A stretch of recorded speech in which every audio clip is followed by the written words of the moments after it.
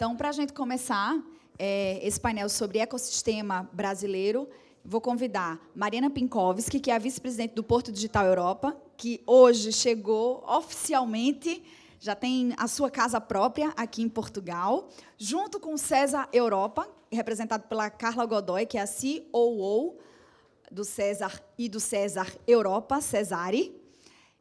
E também convidar a secretária que veio de Pernambuco, secretária de Ciência, Tecnologia e Inovação de Pernambuco, veio diretamente, viajou 6.000 quilômetros, atravessou o Atlântico para esse momento histórico aqui em Portugal. Por favor, secretária.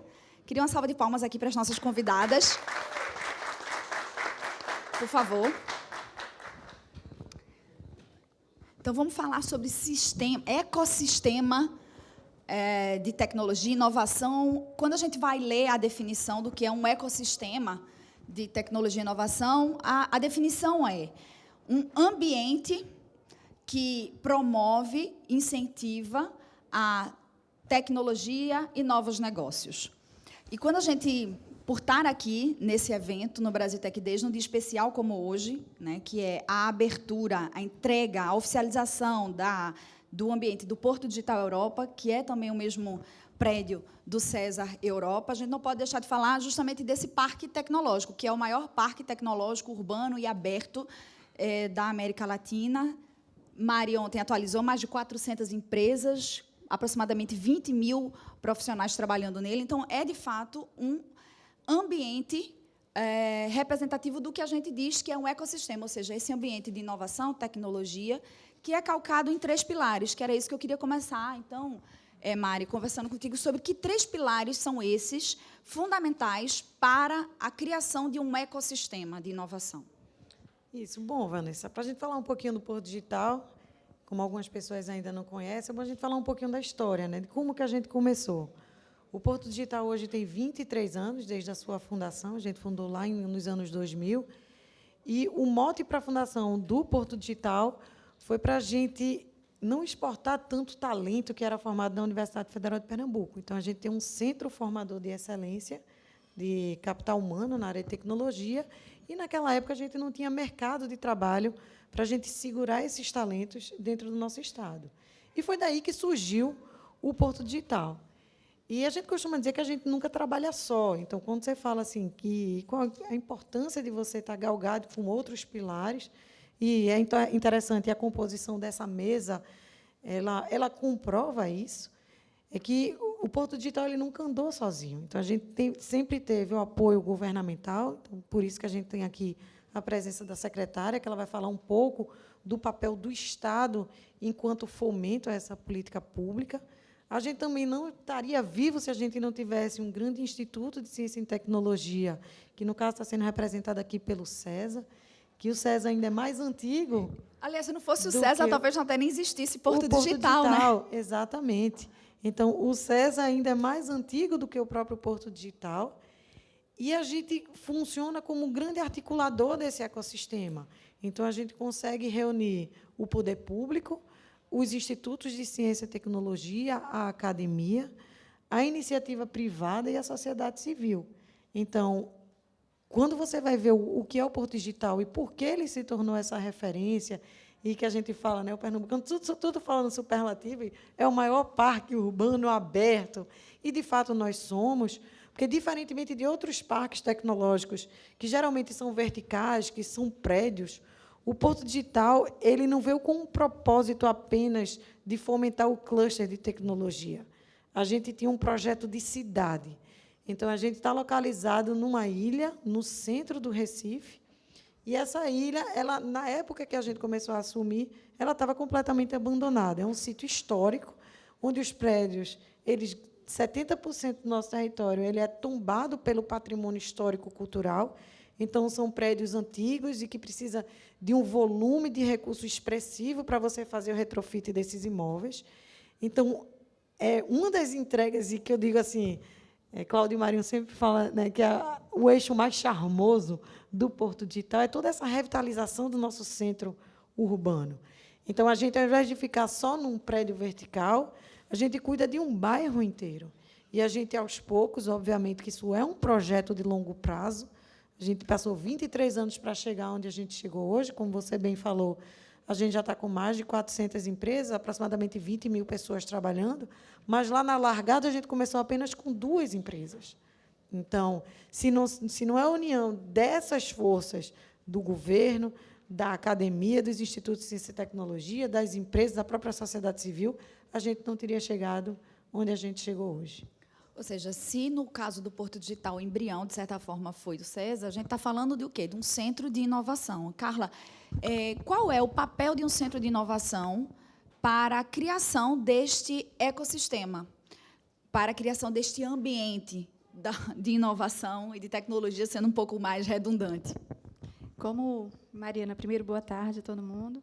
Como Mariana voltou lá atrás na criação do Porto Digital, se a gente voltar atrás também na criação do SESA, a gente dizia que o SESA fazia a ponte entre a academia e a sociedade.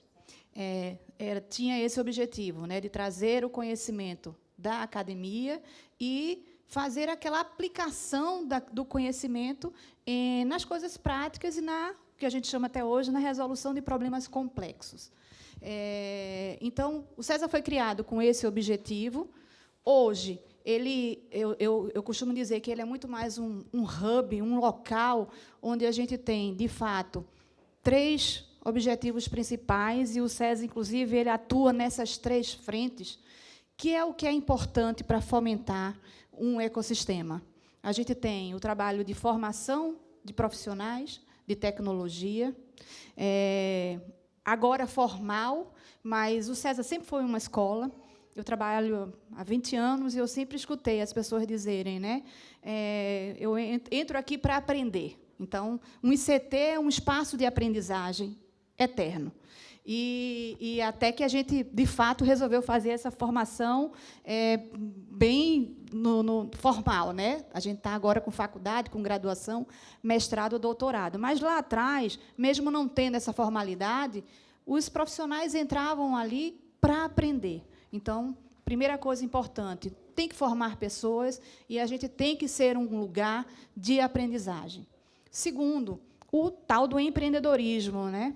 Então, o SESA, antigamente, quando eu entrei lá, era incubadora. O nome era incubadora, não se chamava startup, se chamava empresas de base tecnológica. Hoje, a gente já fala que esse fomento, né, vem das aceleradoras e a gente já tem o termo startup. Então, as startups, num processo num ecossistema de inovação, ele tem um papel importantíssimo. É ali que a gente planta, né, a semente para poder as pessoas criarem coisas novas e estarem mudando o mundo. Então, um ICT como o SESA também propiciona essa frente. Do SESA saíram hoje empresas, a gente pode falar, né, de empresas que hoje têm a principal empresa de cibersegurança, empresas que já trabalhavam com IA, né, há 20 anos atrás, como a Neurotech. Então, isso já era feito no SESA desde o seu nascimento. E o terceiro é a base tecnológica, né? Então, é o desafio constante de estar aderente com essa mudança e essa velocidade nas tecnologias. Então, tudo que a gente não pode deixar de fazer no SESA é aprender, porque uma hora a gente está lá com os especialistas, né, estudando internet das coisas, aí agora está com inteligência artificial, agora não, né, sempre. Mas a gente tem que estar sempre ali, tem que estar sempre com a régua muito alta, porque eu acho que o papel, né, resumindo, o papel de um instituto de inovação é trazer essa base, é subir a régua de um ecossistema como o Porto Digital. Então, recentemente, a gente abriu, né, um grupo de pesquisadores para a inteligência artificial. E a gente convidou todo o Porto Digital, né, todas as empresas, porque também, como Instituto de Inovação, a gente não faz nada sozinho, a gente tem que trabalhar sempre em rede, em parceria. E aí, esse desafio da inteligência artificial, da aplicação da inteligência artificial, né, seja no desenvolvimento de software, na educação, a gente está estudando e aprendendo em conjunto. Então, a gente sempre deixa as portas abertas para que a gente faça esse desenvolvimento do conhecimento, da tecnologia, para resolver problemas complexos juntos com o ecossistema. Eu acho que esse é o principal papel do CESA, ou de um instituto de inovação e educação. O tripé do CESA está assente em Educação, que é inovação, aplicação e Estado, ou seja, governo. Não, né? No caso do CESA, a gente se financia das políticas públicas. E aí a gente deixa aqui para Mauricélia, porque não existe inovação sem o fomento, né? Então é onde entra aí o papel realmente do governo. É isso que eu queria perguntar à secretária. A importância de estar bem alinhado, né? De estarem bem alinhados, governo, academia, empresas privadas, o papel hoje do Estado nesse alinhamento, falando agora de Pernambuco, né? A gente está falando do Recife, mas falando de Pernambuco como um todo. Como é que está sendo, secretária, esse papel do Estado para estimular e fomentar e reforçar os ecossistemas já existentes?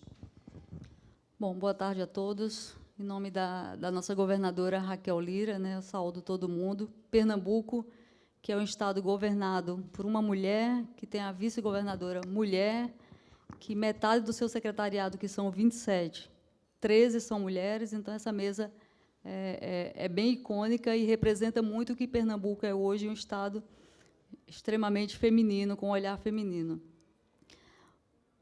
A Secretaria de Ciência e Tecnologia e Inovação ela tem como objetivo fomentar, né, todas as ações de ensino, de pesquisa, de extensão, de ensino superior e também os empreendimentos de inovação, né? E como que a gente faz isso? A gente faz isso através da FACEP. A FACEP é uma fundação de apoio e amparo à pesquisa, onde a gente lança vários editais por ano para diversos temas, seja eles para a Universidade Federal, seja ele para o ICT, seja ele para as escolas de ensino médio. Então, ela tem um papel importantíssimo, porque o governo tem, em Pernambuco, obrigatoriedade de fomentar a pesquisa. E a FACEP ela tem um recurso obrigatório. Então, 0,5% da receita tributária do Estado é destinado à FACEP, e a FACEP faz essa destinação entre o ecossistema de inovação e de ciência. A gente também fomenta através da educação, né? Então, a gente tem hoje uma universidade ligada ao Estado, que é a Universidade de Pernambuco. Então, é uma universidade que tem 20 mil alunos, uma universidade que tem 1.000 professores, pesquisadores, mestres e doutores trabalhando com ciência e tecnologia, tem 19 mestrados, tem 8 doutorados. Então, é uma instituição também, ela é muito importante porque ela tem uma capilaridade. Você tem a Universidade Federal Rural, você tem a Universidade Federal, você tem o IFPE, mas eles são muito focados em Recife. Se vocês olharem um mapa do Brasil, vai ver que Recife é uma tripinha, assim, e muita coisa fica ali à beira do mar. E a Universidade de Pernambuco ela consegue ter essa capilaridade porque ela está em 15 locais diferentes dentro do Estado. Então, ela consegue também alcançar o interior. O Porto Digital é resultado de um fomento do Estado, né? Então, lá nos anos 2000, através do nosso governador, à época, Jarbas Vasconcelos, aportou recursos para o Porto Digital, iniciou essa política pública de inovação, e veja o que o Porto é hoje. E não é uma política de governo, virou uma política de Estado, não é? Porque todos os governos passam e todos eles continuam fomentando essa política. Porque é isso que nesse ponto também que eu queria chegar, secretária, para não ser uma política de um governo, mas ser uma política de Estado, para que o projeto seja duradouro, seja onde for, né? Seja lá no Brasil, seja aqui em Portugal. E isso passa também um pouco por enquadramentos legais. Isso passa também por pôr no papel não apenas os acordos verbais. Como é que está hoje em Pernambuco a legislação? Como é que está hoje o incentivo legal em Pernambuco para esses ambientes de inovação? Pernambuco hoje já tem o seu marco legal de CTI, então ele é muito bem estruturado, a gente, as compras tecnológicas, os fundos de investimentos, todos os aportes, tudo está bem direcionado. Então, a gente tem uma tranquilidade jurídica para fazer CTI em Pernambuco. Dentro da secretaria existe um fundo que se chama Fundo Inovar. E o Fundo Inovar também, ele vem de recursos dos incentivos fiscais, como as empresas que aportam lá no Porto Digital, essas 400 empresas, que elas são obrigatórias a fazer inovação, mas, quando elas não podem fazer inovação, elas destinam parte dessa verba para o Estado. Esse dinheiro vai para o nosso fundo, e esse fundo passa a investir no ecossistema do Estado. E aí o nosso ecossistema ele é muito grande, ele não se restringe à FACEP, não se restringe ao UPE, mas ele começa desde o ensino médio. Né? Porque o que a gente estava na discussão anterior agora, né? Como é que a gente lida com esse aluno novo que chega na universidade.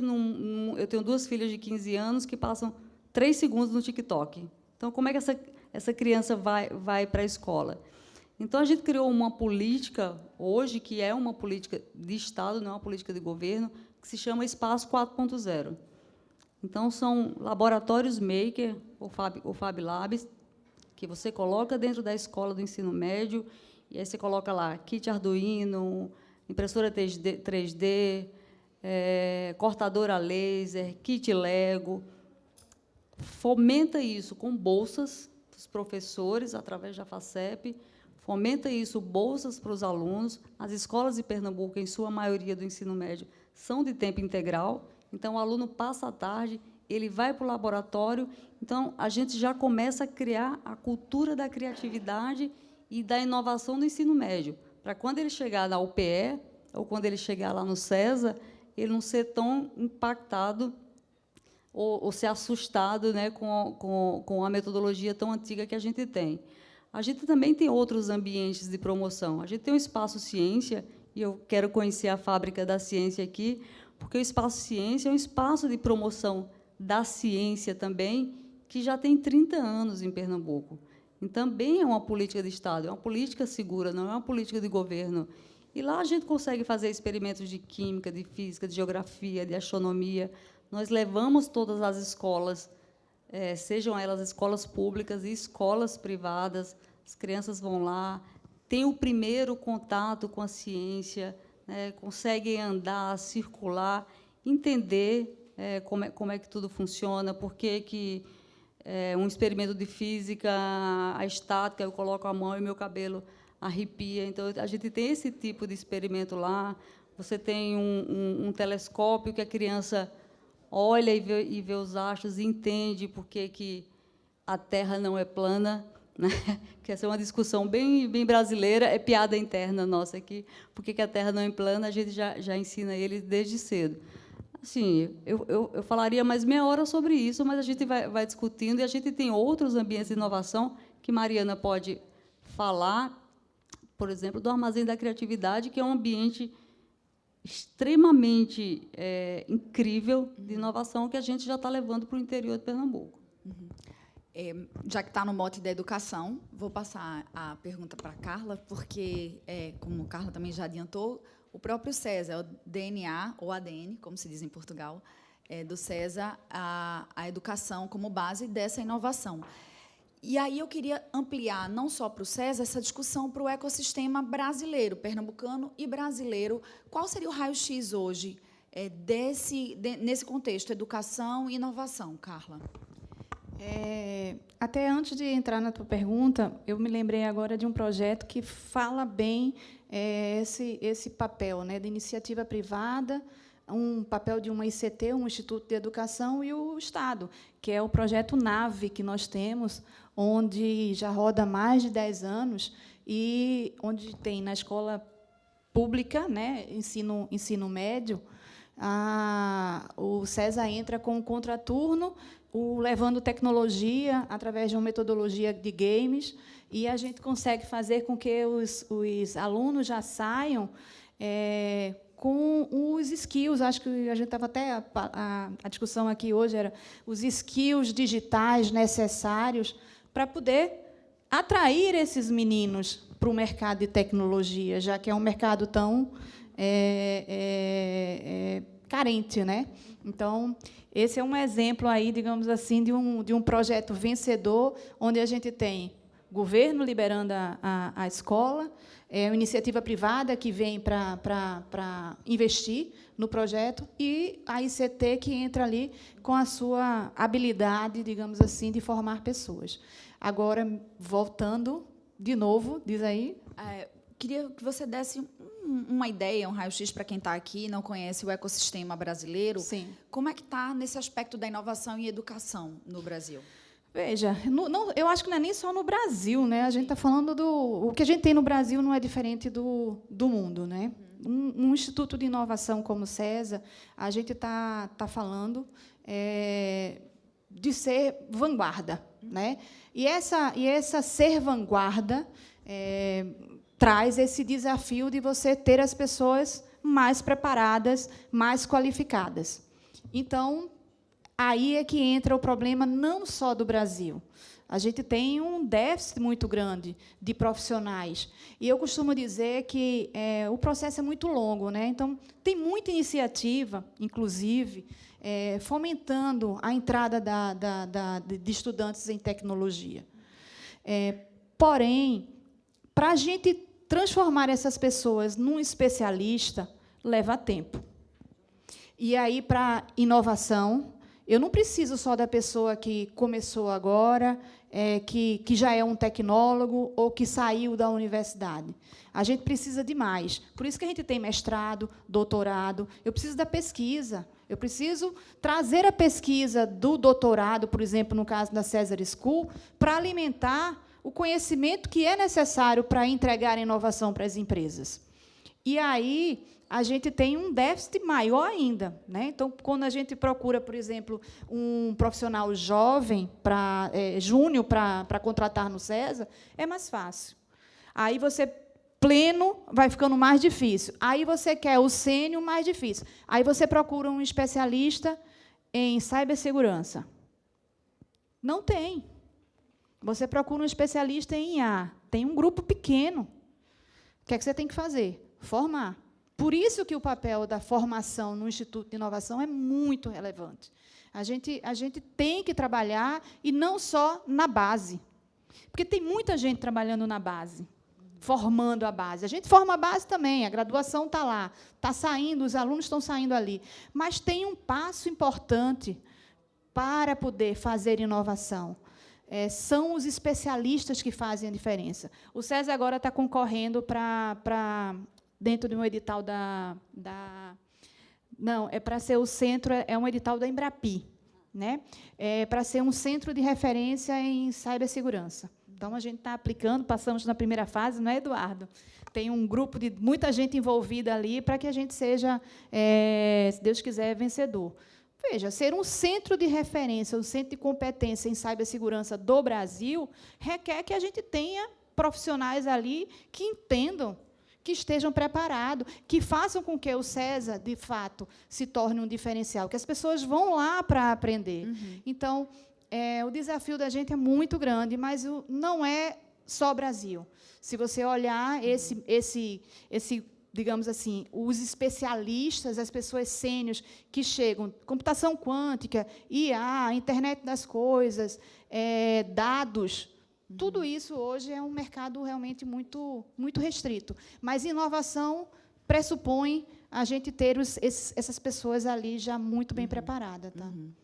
Mariana, com a abertura do CESA, do Porto do CESA Europa e do Porto Digital Europa, a gente já conversou no painel anterior, né, no painel de ontem, sobre essa internacionalização de empresas brasileiras para a Europa e para Portugal. Mas a presença do Porto Digital aqui também é uma ponte de empresas portuguesas para ter acesso ao ecossistema brasileiro. Quais são as oportunidades e quais seriam as vantagens de uma empresa portuguesa de TI tentar investir via Porto Digital, por exemplo?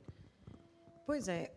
Como a gente já tem um parque bastante consolidado, Vanessa, lá em Recife, a gente pode auxiliar as empresas portuguesas no soft landing, né, para a instalação de suas empresas. Eles não estariam lá sós E o Porto Digital, lá em Recife, é um dos poucos lugares no Brasil que você chega num canto só e você consegue se articular com todo o ecossistema. Então, o nosso distrito de inovação, ele é muito ligado com a academia, como eu falei anteriormente, com o governo, com as outras empresas. Então, é um local que você consegue chegar e a gente consegue abrir mercado, apresentar os outros empresários do setor, que a gente não enxerga as empresas. Isso a gente vem discutindo desde do primeiro dia aqui que a gente está com o evento, desde segunda-feira, em que a gente não encara as empresas de tecnologia como concorrentes.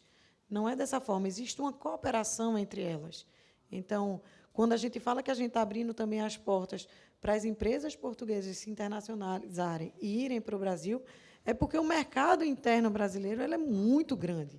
Então, para você ver, tem 23 anos que o Porto Digital ele já abriu, e depois de 23 anos, agora é o primeiro passo que a gente está dando formal de internacionalização do parque. Não que as empresas lá, grande parte das empresas, elas já são globais, grande parte dos clientes de vocês são internacionais, mas é a primeira vez assim que o César, por exemplo, formalmente está chegando na Europa com uma casa, com uma estrutura, com um NIF, né, Carla?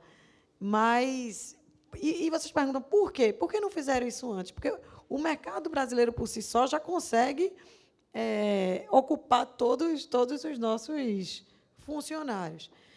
Eu queria só fazer um complemento também ao que as meninas já começaram a falar, dessa questão do capital humano, que também é uma dor nossa, certo? A gente vem trabalhando bastante. O César, o grande centro formador de capital humano, lá ajudando a gente nessa mobilização. E, da mesma forma que o César trabalha em alguns pilares, o Porto Digital, falei bastante da questão territorial na minha primeira fala, mas, para além disso, uma das missões do Porto Digital é a formação desse capital humano e também da atração de novos negócios para dentro do nosso parque. E, como o principal programa da gente de formação de capital humano, a gente tem junto com o Poder Público Municipal. Então, quando eu falei para vocês que a gente tem uma articulação grande, tanto na esfera estadual, que a gente trouxe aqui a secretária para falar um pouco, mas a gente também tem uma articulação em um programa de excelência, que é chamado Embarque Digital, e a gente está formando 2.000 jovens na área de tecnologia. Então, a gente dá bolsa para esses jovens que vêm de comunidades carentes, mas que têm uma boa performance no Enem, que é o nosso Exame Nacional do Ensino Médio. Então, o corte de entrada para entrar no embarque é você ter uma boa pontuação no Enem. Então, isso é para auxiliar um pouco o que Carla está falando. Eu concordo bastante. Assim, a gente é como se fosse a grande boca do funil com o embarque, então a gente está formando a base, mas, cada vez mais, a gente precisa especializar esse jovem que entra no mercado de tecnologia.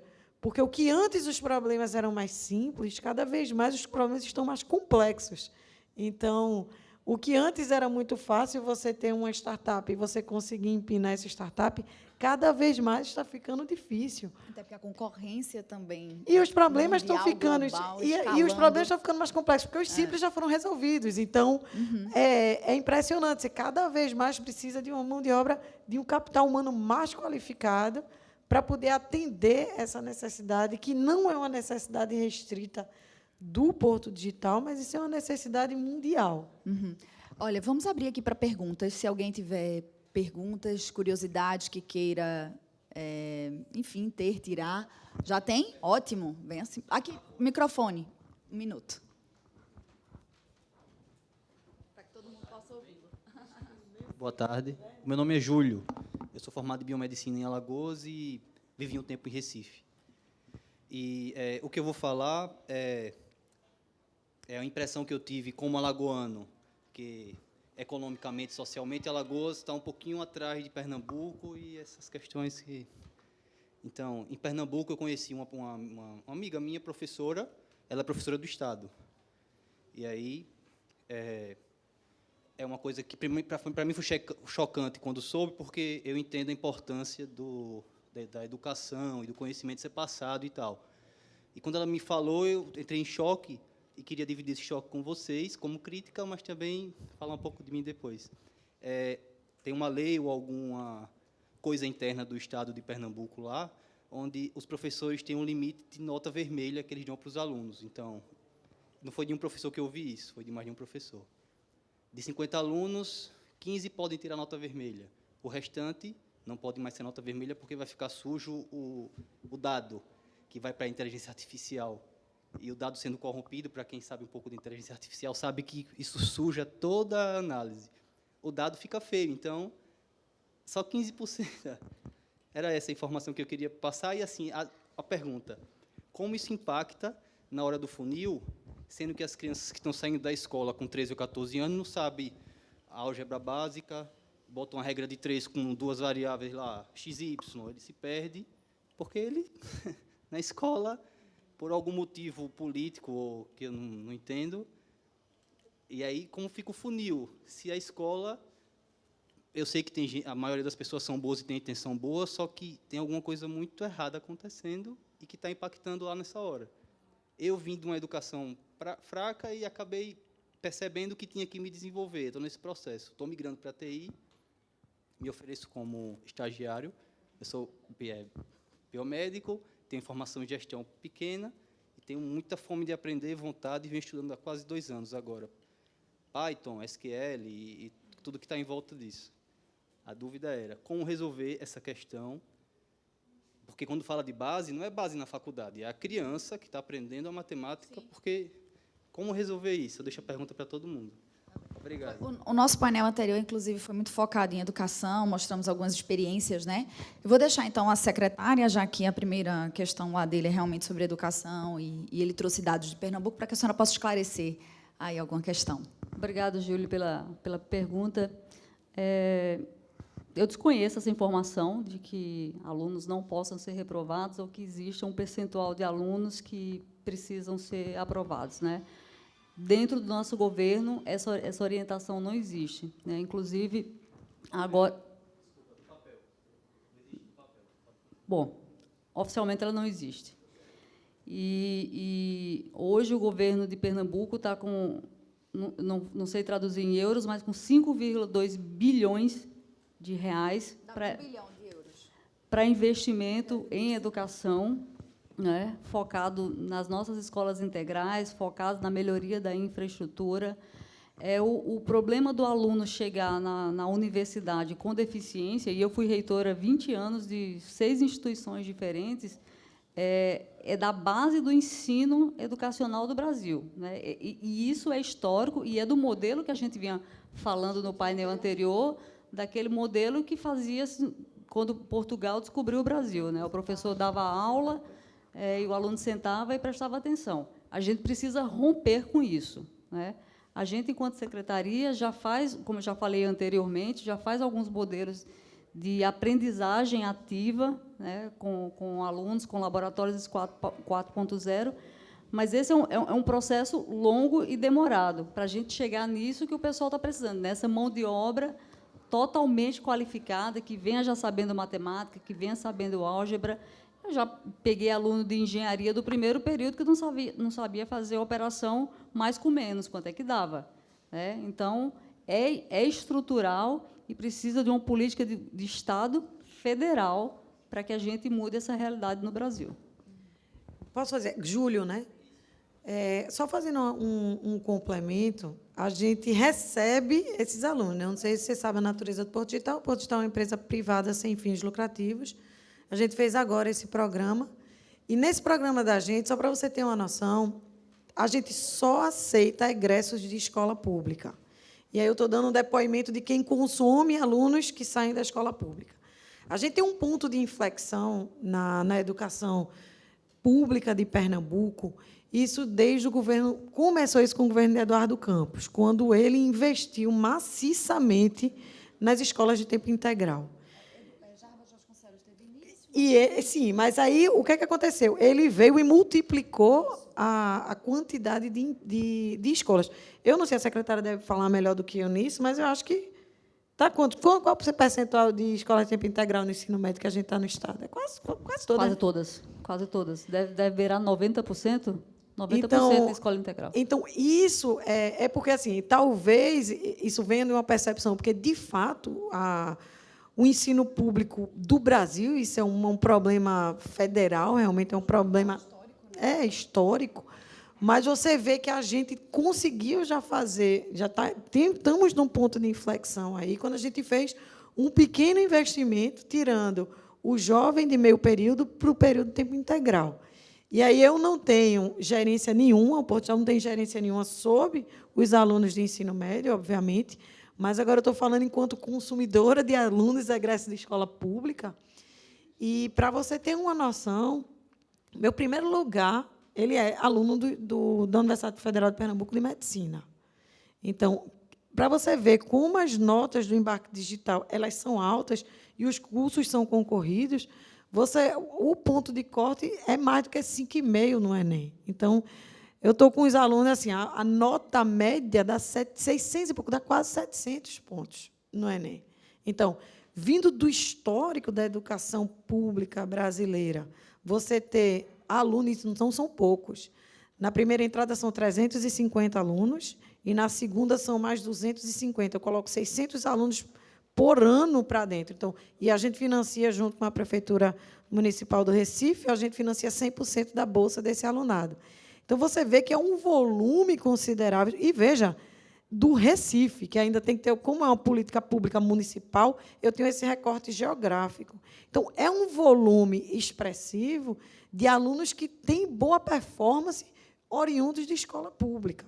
Então, eu desconheço, eu não sou aqui do governo do Estado, eu sou funcionária privada, mas eu noto que a educação, principalmente no nosso Estado, tem dado um salto de qualidade. A gente tem um programa no Estado que também, eu acho que também foi o governo do negócio do Ganha o Mundo, não foi?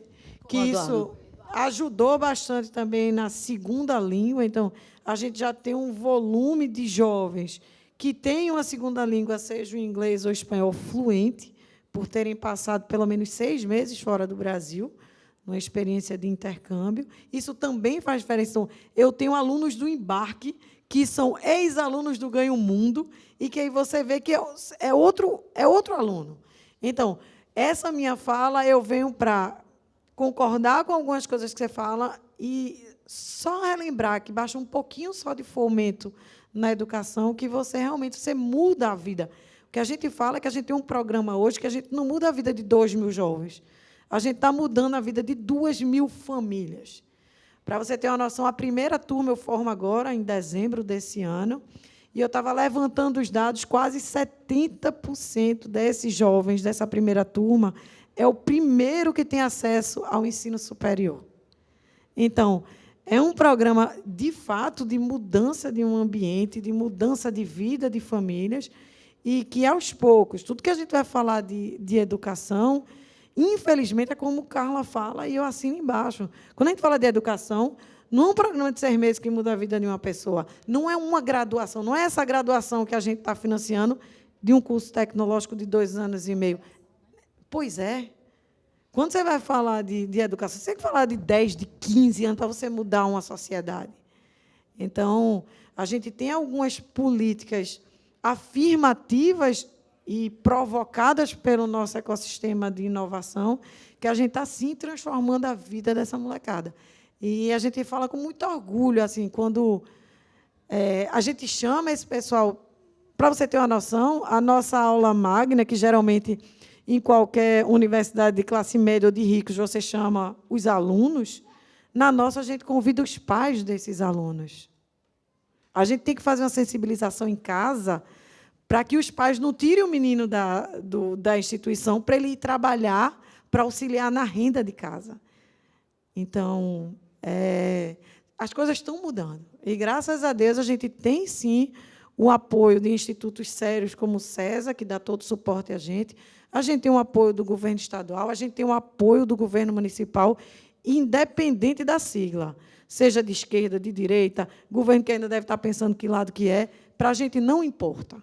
O que a gente importa é que a gente tem uma política pública afirmativa de 23 anos que roda dentro do bairro do Recife. E desejar boa sorte, viu, Júlio, aí na sua mudança de carreira aí de biomedicina para a área de TI, muita gente fazendo também essa transformação. O SESA, inclusive, tem muitos programas para as pessoas que estão mudando mesmo de área. Boa sorte e sucesso, viu? Alguém mais quer... Oh, pronto, vamos aqui. Por favor, seu nome. Boa tarde, meu nome é Gustavo Escobar. Eu sou advogado e vivo aí na ponte aérea entre Recife e Lisboa já há 5 anos. E isso a gente vê a mudança cultural que é necessário fazer para a adaptação profissional aqui em Portugal, né? E aí nós temos 2 projetos bastante exitosos na realidade do Brasil, em Pernambuco. E eu queria saber um pouquinho das expectativas de vocês para essa mudança, se é uma ideia de replicar os projetos de Porto Digital e do SESA aqui, ou quais são as mudanças culturais enfim, de desafios que vocês têm aqui pela frente para a adaptação. Obrigado. A gente vem com um modelo vitorioso, né? Então, 27 anos o SESA, 23 anos de Porto Digital, é um modelo já consistente, vitorioso, onde a gente já falou aqui de quais são os ingredientes que fez esse modelo dar certo. Porém, a gente está chegando num novo país. E o que a gente fala muito lá no SESA, sobretudo, a gente quer contribuir, quer trazer um modelo vitorioso, por exemplo, de 27 anos de uma história de um ICT, mas chegando aqui, entendendo que é um país que tem particularidades próprias, tem uma cultura diferente. Então, falando na parte prática mesmo, a gente tem que formar uma equipe mista. Acho que o grande ganho que a gente vai ter no César Europa é na hora que a gente puder aprender, né, e trazer aprendizados aqui de Portugal, levar para o Brasil e trazer as coisas que deram certo no Brasil para cá. Isso só vai acontecer quando a gente tiver um ambiente onde existe uma convivência. Tem muita dificuldade, por exemplo, a gente já falou, todo mundo sabe, a gente não está vindo para cá com essa ilusão da dificuldade do capital humano, da dificuldade, sobretudo, dos especialistas. E aí a gente vem para cá como? A gente tem que atrair, né, profissionais brasileiros que possam vir para cá para nos ajudar no começo, nos ajudar no processo de formação, atrair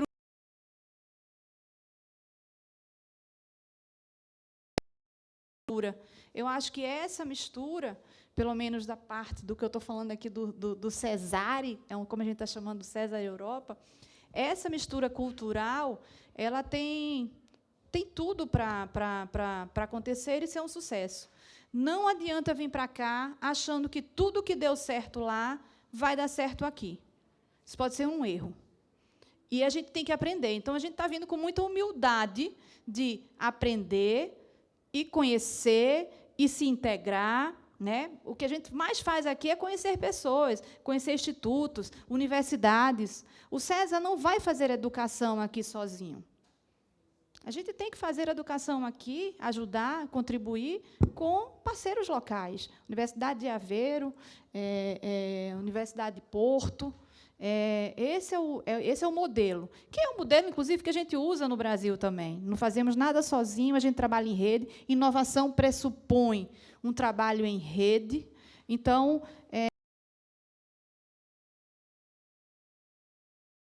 estamos vindo com um modelo vitorioso, sabemos fazer, mas aqui a gente vai encontrar desafios diferentes. E a gente vai ter que entender e adaptar para poder fazer com que o Porto Digital Europa seja o sucesso que a gente tem lá no Brasil. Complementando só um pouco o que Carla falou, a gente vem para compor um ecossistema que já existe. Então, esse também foi um dos fatores de por que escolher Aveiro, né? Então, essa é uma pergunta recorrente, principalmente os brasileiros falando, mas por que Aveiro? Por que não Lisboa? Por que não Porto? Que é o caminho natural. Primeiro, tem a questão do custo de vida, que aqui é relativamente mais barato do que se você vai para uma grande cidade como Porto, como Lisboa. E, segundo, aqui já existe um ambiente pró-tecnologia. Então, a gente não vem aqui para construir um distrito de inovação, não. Isso já existe aqui. Aqui você já tem o Altice Labs, você já tem uma Universidade de Aveiro, você já tem o PCI, você já tem uma estrutura para a tecnologia. Você tem um evento em que o nosso evento está dentro do Aveiro Tech Week,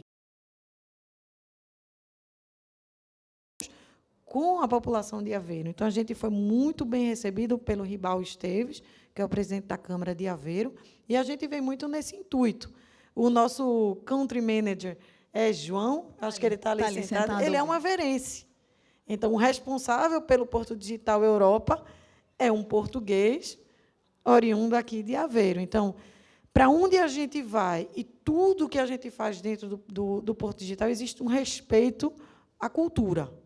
Então, da mesma forma que a gente respeitou a cultura recifense, a cultura pernambucana, porque no DNA do Porto Digital, se brincar, tem mais cultura e arte do que tecnologia, né, da origem de toda a nossa construção, tanto que eu comecei a minha fala falando da recuperação do patrimônio histórico-cultural da cidade. Então, se perguntar qual é o maior legado que o Porto Digital deixa para a cidade, obviamente tem essa formação de capital humano, tudo, mas todo esse retrofit desse patrimônio histórico-cultural que talvez fosse muito difícil para a iniciativa pública fazer sozinho.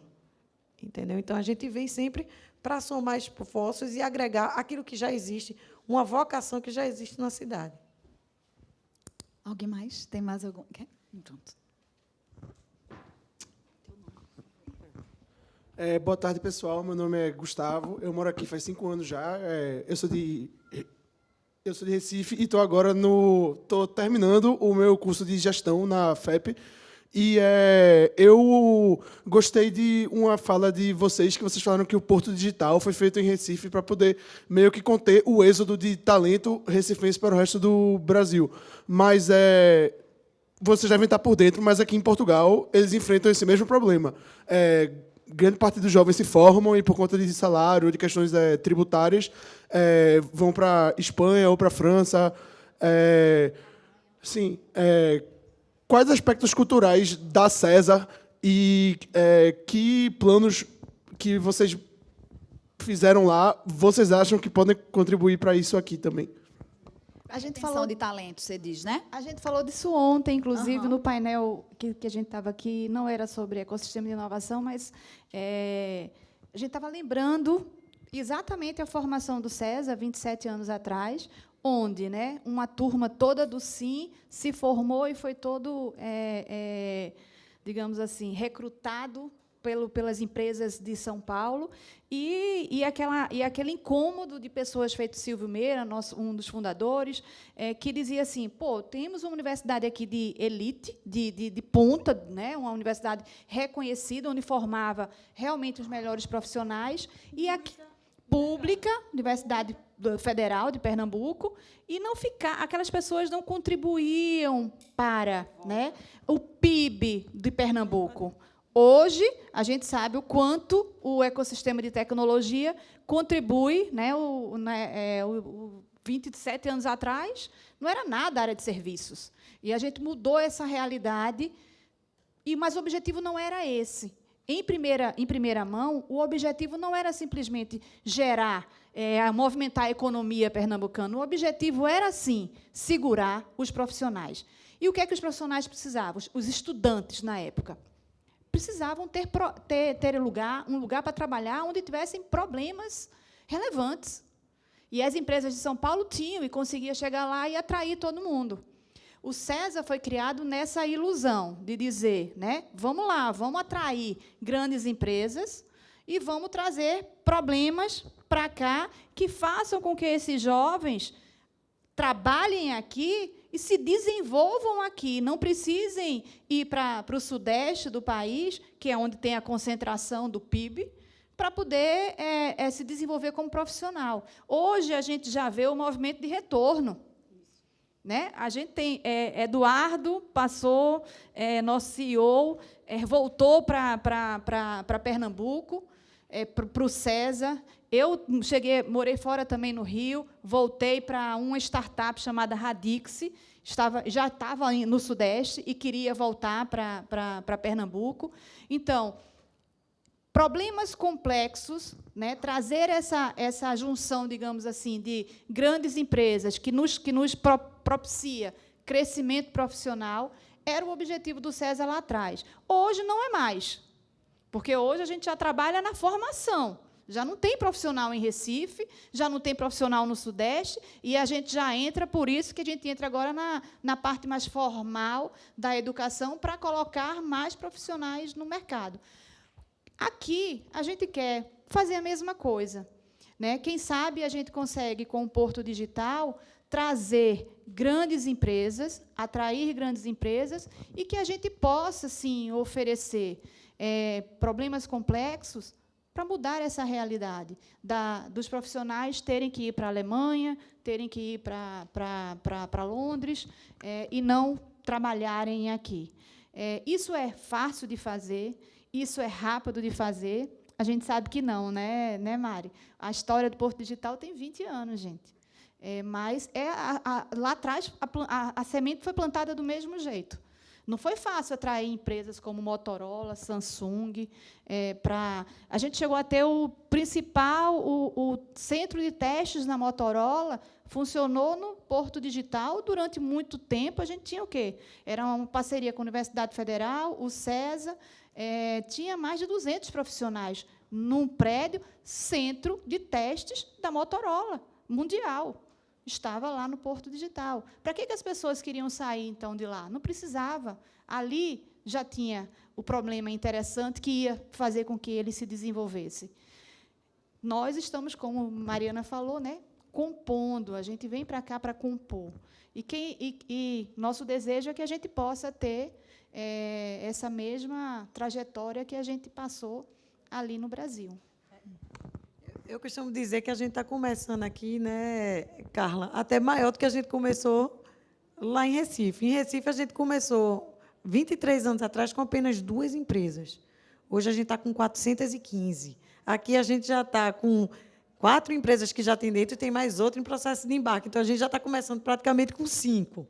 Então, como a Carla falou, isso não é um projeto de curto prazo, isso é um projeto de médio e longo prazo, que a gente tem que vir com as ações estruturantes, da mesma forma que a gente trabalhou lá no Brasil, e a gente vem para desenvolver também esse setor e ajudar a crescer e a impulsionar esse setor aqui dentro de Aveiro. Mais alguma? Esse painel está animado, hein? Olha, o painel com mais interatividade do público. Gostei. Por favor, seu nome. Boa tarde. Meu nome é Hugo, sou também de Recife. Tá? E ainda sobre essa questão de formação de capital humano, você, para poder suprir essa ausência de profissionais, ou você forma pessoas que estão a entrar no mercado de trabalho agora, ou você faz com que pessoas migrem a carreira. Tá? Mas algumas pessoas conseguem ter acesso a universidades, a institutos com uma vertente pública, com custo baixo. Outras não. E para você fazer isso através de uma escola, pelo menos cá em Portugal, de uma forma mais privada, isso tem um alto custo. Eu, particularmente, tive a sorte de conseguir migrar através de uma parceria que a Câmara aqui de Aveiro fez com uma escola chamada Academia de Código, que agora passou a chamar Code for All, que passaram 3 meses, tiveram 3 turmas, um bootcamp aqui de 14 semanas. Né? Sou formado em administração pela FECAP, lá em Recife. E acabei migrando essa carreira já faz alguns 2 anos, 3 anos quase. E pronto, mas foi graças a essa parceria, porque o custo realmente é alto. Tá? Vocês pensam em fazer alguma coisa nesse sentido de bolsas, feito o embarque digital, alguma coisa nesse sentido também, para que pessoas possam ter acesso a essas formações de uma maneira mais acessível, realmente? Obrigada. Tá aí. Sim, e quando a gente fez a precursora, né, a gente fez foi no início do ano passado que a gente deu uma rodada no país para poder decidir qual local que a gente iria implementar o Porto Digital. E um dos fatores para a gente escolher aqui é justamente a Universidade de Aveiro, que a Universidade de Aveiro é um centro de excelência formador de capital humano nessa área também, e da forma como eles estavam abertos em fazer parcerias, da forma como eles também receberam o nosso parceiro educacional, que é o CESA, para a gente, sim, fazer tanto cursos livres como curso de conversão de carreira, porque a gente costuma dizer que esse problema de capital humano é um problema que a gente não vai conseguir resolver nunca, porque quanto mais pessoas formadas, mais empresas a gente consegue atrair. Então, é impressionante. O Recife ele já está consolidado nacionalmente como um celeiro formador de capital humano, e isso faz com que, diariamente, a gente receba novas empresas para se instalarem no nosso parque. Então, isso é um problema que eu considero que é um problema bom, que eu tenho todo dia que resolver. Então, é meio que, às vezes, eu digo, poxa, chefe, eu estou enxugando o gelo, porque quanto mais gente eu formo, mais empresas chegam e, enfim... É o problema do bem, né? Pois Não, é o que eu falo. A gente começou com 2 empresas, com meia dúzia de pessoas trabalhando. Hoje eu tenho 20 mil pessoas trabalhando dentro do parque. E quanto mais as empresas... Porque, hoje em dia, você vê que a barreira geográfica ela não existe mais. Então, quando as empresas olham e veem que tem algum celeiro de formador de capital humano em alto nível, automaticamente ela coloca suas bases. Lá a gente tem multinacionais dentro lá do Porto Digital, exemplo da Accenture, da NTT. Da Accenture já está com a planta com 2.800 funcionários, só no Recife. Então, quanto mais eu formo, mais gente vem para aproveitar esse meu capital humano. Então, é com esse mesmo espírito, obviamente, a gente não tem como replicar o Porto Digital, que eu acho que cada Porto Digital que seja espalhado pelo mundo, ele vai ter a sua identidade, né, o seu DNA específico, mas esse tripé de formação, trazer junto a academia com formação, trazer o governo e trazer as empresas, isso não tem como a gente abrir mão.